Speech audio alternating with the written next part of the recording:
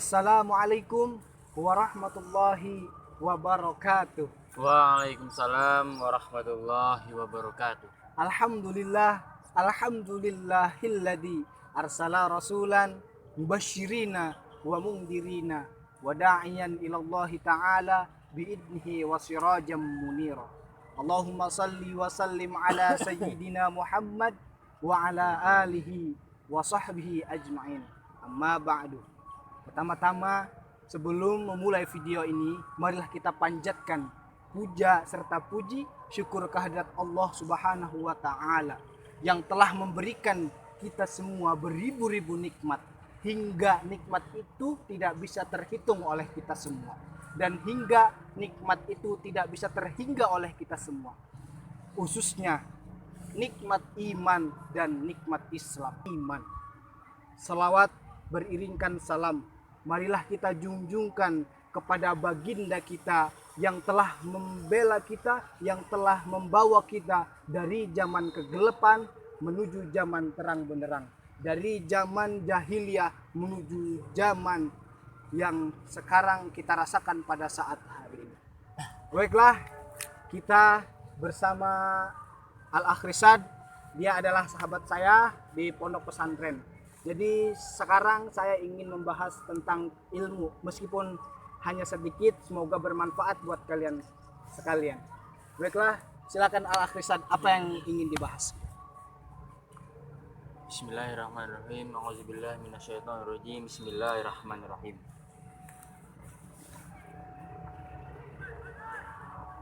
Berhubung kan di masa sekarang nih, banyak di mana tuh kita tuh ngelihat orang itu kayak misalnya di medsos. Ya. Rata-rata mereka tuh di depan muka tuh emang tuh mereka kelihatan baik. Iya, ya. Di depan orang tuh mereka tuh banyak yang baik, ya. Kita misalnya ngelihat nih di YouTube aja lah contohnya. Nah, banyak di mana orang-orang tuh membuat sesuatu tuh di depannya baik, pengen lihat baik. Sebenarnya mereka tuh memiliki dua muka, berwajah dua. Yang dimana misalnya kita nih, udah di depan baik ya, kita ngomongin, wih kamu tuh baik gitu ya, kamu tuh udah sering ngasih gitu ya, wih kita tuh santun ke dia, kita harus ngasih ke dia. Ternyata pas di belakangnya mah, ini orang nih sombong amat ini ya, sosokan amat sih, sosok ngasih ini. Oh iya, kan udah banyak tuh orang zaman sekarang tuh, ya. Kalau misalnya ya kita nggak mungkin lah kita sebutin ya mungkin dari kalian juga mungkin udah tahu kan ya orang-orangnya siapa aja ya, yang nggak usah disebut lah siapanya gitu, inisialnya yang nggak usah disebut. Mungkin dari sahabat terdekatnya pun pasti ada itu. Ya pasti ada gitu, Pasti ya. pasti. Kadang kayak gimana ya, gini loh, kita ngelihat orang nih ya, dia sikapnya baik ke orang lain, padahal di balik gitu tuh ada niatan sendiri yang buruk gitu Ya. Yang biasa ya kalau kita sebut mah bermuka dua tuh ya munafik lah Munafik. ya. Orang-orang munafik ya dimana di depannya baik, sosok baik, ya di belakangnya ternyata ngejelek-jelekin. Padahal orang-orang munafik itu ya dikecam banget sama Allah, bener-bener dicekem.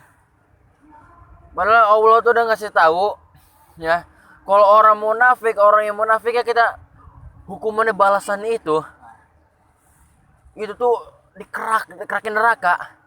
Kalau kita tahu ngeliwat, tahu nasi liwet enggak? Tahu nasi liwet. Ya. Nah, nasi liwet itu kan kalau misalnya masaknya paling bawahnya tuh hitam kan? Iya, gosong kan? Nah, ya kayak gitu kan di neraka tuh. Jadi orang munafik itu ya tempatnya itu tuh di dasar neraka. Asfalum minan nar. Iya, kan innal munafiqina fi darkil asfal minan nar. Jadi orang yang munafik itu kan tempatnya tuh di neraka yang paling bawah. Nerakanya bukan main-main. Keraknya. Udah keraknya, nama nerakanya juga bener-bener the best dia. Apa coba? Ini buat kita aja nih yang tahu ya. Tapi bagus juga kalau misalnya kita pengen nyebarin ke orang lain, bagus. Jadi misalnya ada orang munafik ya, udah di keraknya, tahu nggak neraka apa? Innallaha jamil munafiqina wal kafiruna fi jahannam jami'an. Orang munafik tempatnya neraka jahanam. Pokoknya Neraka paling populer. Kalau misalkan di villa-villa ataupun di hotel-hotel tuh bintang 5 gitu. Iya tuh. Kata neraka jahanam itu yang paling parahnya ya. Udah paling parahnya, udah neraka paling parah, di paling bawahnya lagi. Lu udah parah lagi Udah tuh. Bintang 5 lah itu. The best itu. Jadi ya gitulah ya. Orang munafik itu yang dimana salah satu contohnya tuh misalnya kita ria. Contohnya ria, ya. Ya dimana kita ingin melakukan sesuatu tapi karena kita pengen dipandang orang. Iya. Misalnya ya kita nih awalnya misalnya ke masjid biasa-biasa aja tuh. Iya. Ke masjid biasa-biasa, pas udah punya motor tuh, udah punya motor, punya mobil dia keliling-keliling kampung. Ngomongnya apa? Yuk, kita ke masjid, kita ke masjid. Kita sholat. Padahal hatinya membeda. Dalam hatinya apa? Nih lihat nih motor saya, ini mobil saya. Jadi yang awalnya ke masjid biasa-biasa aja karena ada dia punya kendaraan, awalnya nggak punya. Dia sombong. Secara tidak langsung niat dia, ya gitu. Jadi kan yang namanya kesehatan tuh sebenarnya ada 3. Kesehatan tuh ada 3. Yang pertama tuh cara fisik. Fisik tuh yang kelihatan sama kita. Ya. Yang kelihatan sama kita misalnya kita sakit pusing. Nah, itu fisik. Yang kedua tuh akal. Akal misalnya bodoh bisa dibenerin. Gempil. Tapi yang terakhirnya susah nih. Hati.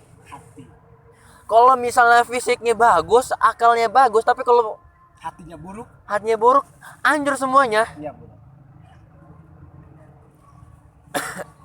Jadi kadang hati kan emang susah kan buat disembuhinnya.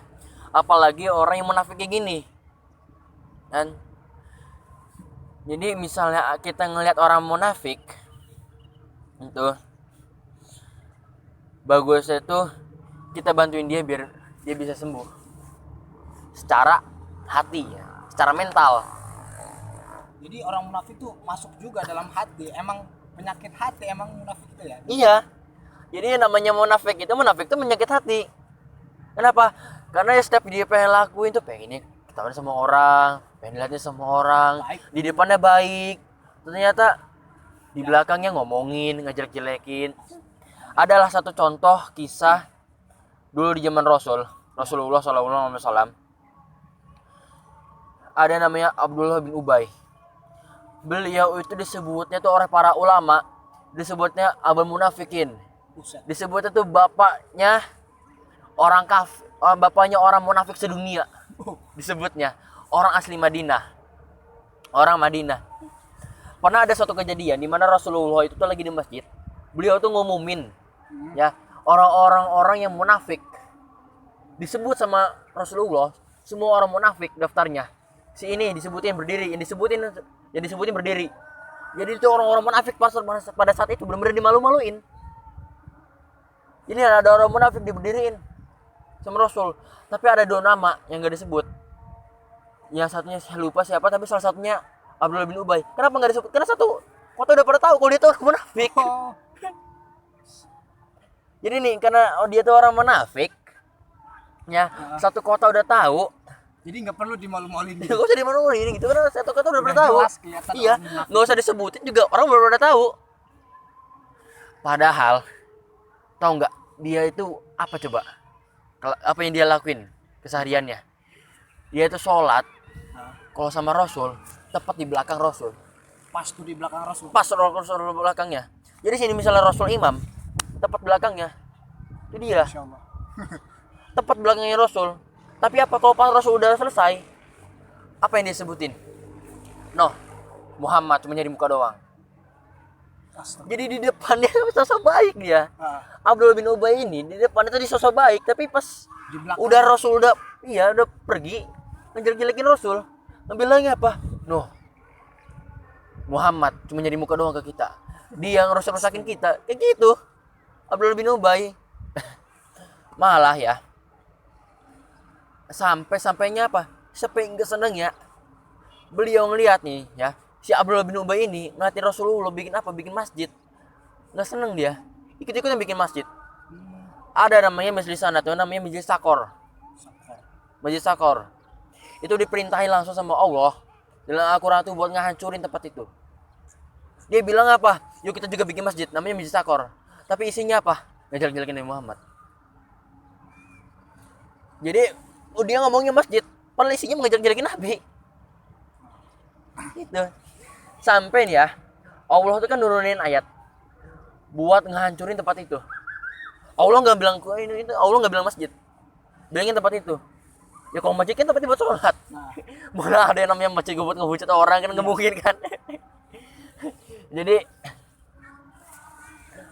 saking ininya si Abdullah bin Ubay ini mau wafatnya aja ya masih bisa sosok ngerayu Nabi. Jadi beliau nih kalau di depan Nabi itu sosok baik ya. Anaknya aja ya, anaknya tuh bahkan seorang jenderal agama Islam yang patuh sama Rasul, terus perangnya paling depan. Anaknya ya, alhamdulillahnya walaupun emang bapaknya kayak gitu tapi emang anaknya alhamdulillah baik. Rasulullah asli udah tahu Abdullah bin Ubay ini kayak gini sifatnya. Malah sebelum wafatnya Abdullah bin Ubay itu masih bisa sempat-sempatnya dia ngomong kayak gini, ya Rasulullah, saya itu bentar lagi udah mau meninggal. Bolehkah saya itu mengenakan jubah yang kau pakai ya Rasulullah? Di situ Umar tuh udah geram tuh Rasul. Umar tuh udah kesel tuh. Umar bilang ke Rasul, ya Rasul, izinkan saya buat memisahkan antara kepala dia dan badannya. Oh, jadi Rasulullah dan Umar ini udah mengetahui bahwasanya dia tuh orang munafik gitu. Udah tahu. Saking keselnya Umar, sedikitnya nih orang udah mau mati nih. Orang udah mau mati masih sempet-sempetnya sosok baik ke Rasul. Ngomongnya apa? Ya kayak gitu. Ya Rasul, izinkan saya untuk memisahkan antara kepala dia dan badan dia. Tapi apa kata Rasul? Tunggu Umar, biarkan dulu. Kenapa? Saking sayangnya Rasul tuh masih berpikiran bahwa siapa tahu dia tuh masih ada kesadaran, masih bisa berubah. Kayak gitu Rasul. Tapi ya Allah alam, ya Allah udah ngasih ke si Abdullah bin Ubay ini, akhirnya dia wafat dalam keadaan ya buruk. Saking buruknya apa? Allah memerintahkan Nabi Muhammad buat apa? Walaupun dia emang meninggal dalam keadaan menggunakan jubahnya Rasulullah, tapi kata Allah, jangan nyolatin dia. Kata Allah langsung. Allah yang langsung. Saking bencinya tuh, bencinya. Makanya kenapa saking itu dia disebut abal munafikin. Bapaknya orang-orang munafik. Saking buruk itu orang. Terus gimana sih cara merubah untuk menjadi orang yang tidak munafik itu? Sebenarnya dari salah satu cara munafik kan ada yang misalnya contohnya kayak dalam hal bersedekah ya. Misalnya orang takut bersedekah nih, takut saya nanti takut miskin lah, bersedekah takut ya ada gini nanti takutnya nggak ada duit kan, takut lagi butuh doang kan, jadi kan bisa takut kan. Nah sebenarnya kalau misalnya kita punya sedekah ya, misalnya punya uang udah sedekahin aja. Cara pertama tuh sedekah. Oh, cara pertama itu sedekah, rajin sedekah. Jangan mikirin misalnya duit kita misalnya kurang nih, udah sedekah aja nggak apa-apa. Yang kedua itu karena orang munafik itu tuh dia tuh orang yang dimana dijauhkan dari ilmu Allah ya, yang dimana dia tuh nggak bakal diberikan pemahaman agama dan tidak akan diberi ilmu sama Allah. Makanya gimana caranya kita untuk biar menjauhi sifat munafik? Ya dengan cara kita belajar agama. Pokoknya dalam hadis itu disebutin nih, kalau kita misalnya pengen mengetahui Allah ya, kalau kita ingin mengetahui Allah ya kita belajar gitu. Kalau kita mau belajar mendekati Allah ya kita belajar. Nanti Allah bakal ngasih sendiri ke kita, bakal ngasih ilmu ke kita kalau kitanya mau tahu Allah gitu. Jadi dengan cara misalnya kita belajar agama ya, belajar tentang ilmu fikih, tentang Al-Quran, tentang hadis, kita mendekatkan diri kepada Allah ya, kita banyak berzikir, banyak berdoa, rajin sholat ya. Dengan cara itu ya insya Allah ya Allah juga bakal memperbaiki hati kita dan Allah bakal membersihkan hati kita. Iyalah, mana mungkin udah belajar hadis, udah membahas tentang keallahan, udah membahas tentang tafsir-tafsir yang udah dipelajari, tapi kalau misalkan hati tetap munafik mah nggak mungkin. Iya. Nggak mungkin juga. Tapi pasti ada juga sih. Pasti ada juga sih. Pasti ada sih. Tapi alangkah baiknya mana ada Allah itu tidak tahu. Allah itu maha tahu. Orang yang mana benar-benar ingin belajar, orang yang mana benar-benar ingin mengetahui tentang ilmu Allah, pasti hatinya akan dibersihkan oleh Allah. Bener kan ya? Iya. Pasti akan dibersihkan. Jadi kan misalnya Allah itu tuh sebenarnya tuh tahu ya, segala sesuatu tuh Allah tuh udah tahu.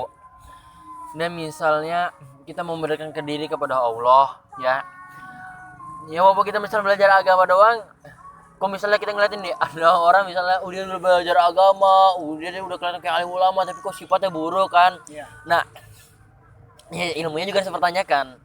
Pertanyaannya walaupun dia emang berilmu, pertanyaannya dia ngamalin apa enggak. Kalau dia ngilmu, ya dia punya ilmu, tapi kalau nggak ngamalin ya buat apa? Gitu. Ilmu itu kan sebenarnya kan orang tuh kelihatan berilmunya kalau dia menyampaikan ilmunya juga. Iya. Apa orang yang menyampaikan ilmu itu ya bagaikan orang yang sodakoh. Iya. Sodakoh. Masuk. Kayak misalnya contohnya gini lah, kayak misalnya orang hafal Al-Quran. Jadi ditanya, kamu hafal nggak Al-Quran? Iya saya hafal 30 juz. Siapa 30 juz? Coba terusin ayat ini. Dia lupa. Nah, itu kan sebenarnya kan yang namanya hafal itu kan bukan dari otak sebenarnya hafal. Tapi hafal itu dari lisan. Ketahuannya hafal itu misalnya dia orang ngomong, saya tuh hafal 30 juz. Coba disebutin. Nah, itu baru ketahuan hafalnya. Sama aja kayak gini. Itu sudah dia berilmu kalau misalnya dia ngomongnya dia berilmu, tapi kelakuannya kita lihatin juga pelakuannya. Jadi Allah juga bakal memberikan kepada kita sebuah hidayah ya, menyesuaikan kitanya juga. Kalau misalnya tapi saya masih ada pemikiran buruk kalau ke orang lain, saya masih berpikir buruk ke orang lain, masih suka ngomongin ke orang lain ya sedikit-sedikit nggak apa-apa. Kalau misalnya hari ini nggak bisa ya kita tambahin lagi berzikirnya, kita tambahin lagi belajarnya, pedalamin lagi. Terus banyak lagi kita nonton-nonton atau baca-baca tentang yang akhirat, tentang kiamat, tentang kematian, biar kita ingat mati ya. Bukan artinya ingat mati itu berarti besok berarti ya gitu juga gitu. Maksudnya ingat mati itu misalnya kita tuh mikir gitu ya. Kalau misalnya kita hari ini melakukan keburukan, coba kita bayangin lah kalau misalnya pada detik itu kita habis ngomongin baik, kita tuh mati gitu. Gitu. Jadi kan ya masalah satu cara terbaik tuh misalnya kalau kita mau berbuat dosa, ingat mati. Misalnya kita berbuat dosa tuh, oh ya coba bayangin kalau kita tuh besok misalnya detik itu kita harus maksiat, mati. Masih mending kalau kita misalnya kasih kehidupan sama Allah.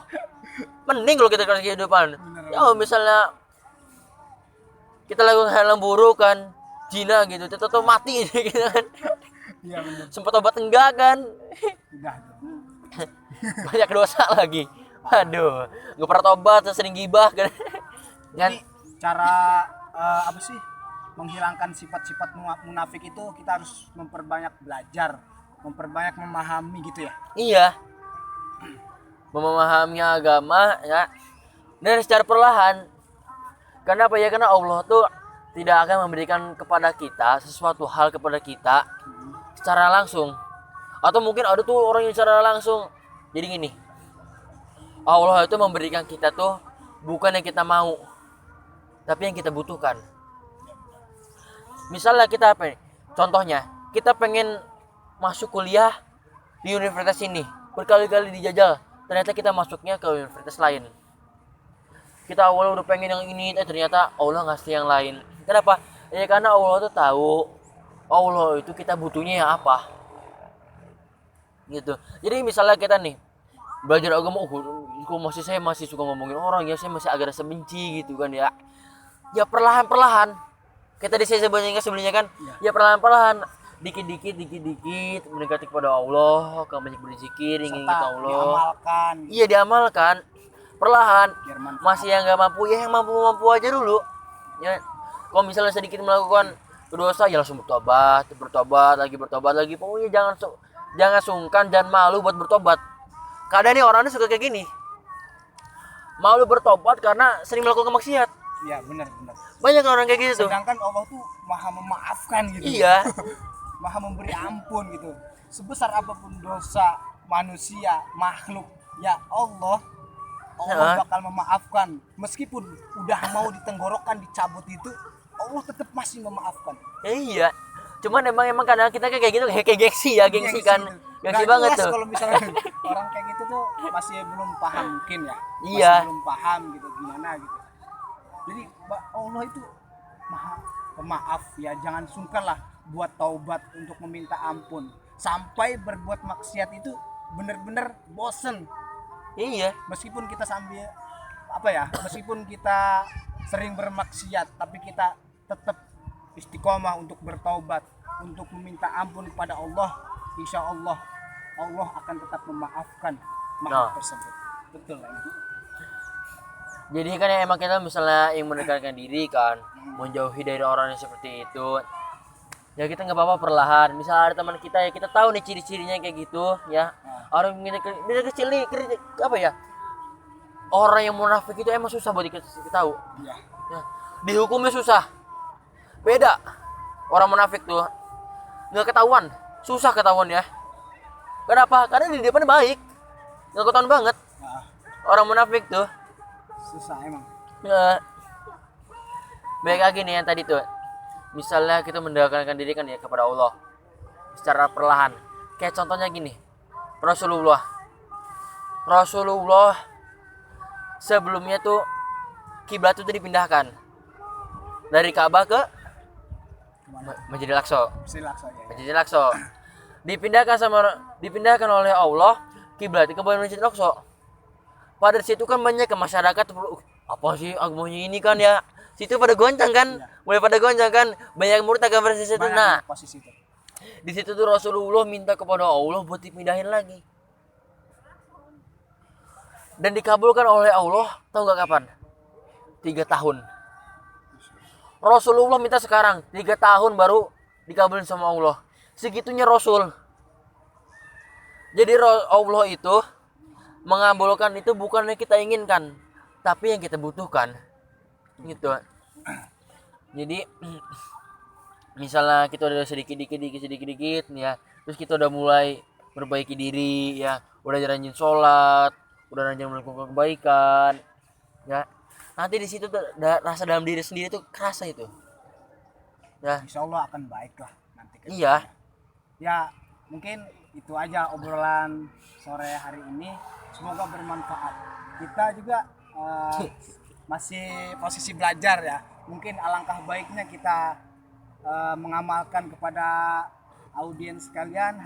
Ya, itulah yang sudah dijelaskan teman saya. Sebelumnya saya benar-benar mengucapkan terima kasih kepada Al-Akh Rishad.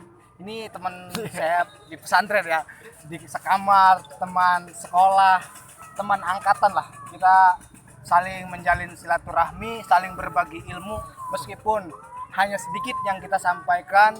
Semoga bermanfaat ya Allah. Kalau misalnya ada yang sedikit kesalahan, mohon dibenerin lah ya di komen. Misalnya sedikit kesalahan, mohon ini, karena kita juga masih belajar kan. Mohon komenannya gitu ya. Iya. Mohon perbaikan gitu ya. Jadi kesalahan kita yang kita terdapat ya, kita dapat pada hari ini, mungkin itu datangnya dari kita pribadi ya, dari kita berdua, dan kebenaran itu datangnya dari Allah Subhanahu wa taala. Mungkin cukup sekian dari kami, semoga bermanfaat, kurang lebihnya kami mohon maaf. Wabillahi taufiq wal hidayah. Wassalamualaikum warahmatullahi wabarakatuh. Terima kasih.